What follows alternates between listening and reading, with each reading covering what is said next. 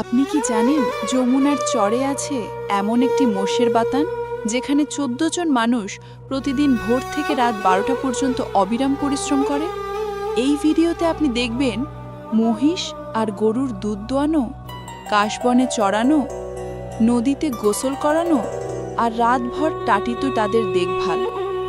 চলেন দেখে নিই যমুনার চরের মোষ বাতানের অজানা একদিনের গল্প, যা আপনি আগে কখনো দেখেননি।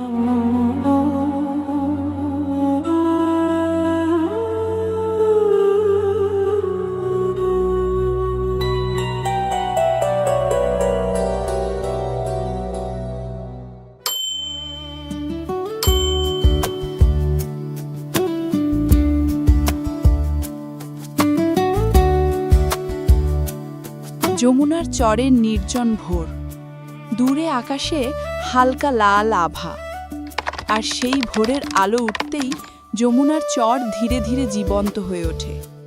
চরের নিস্তব্ধতার মাঝেই জেগে ওঠে মোষের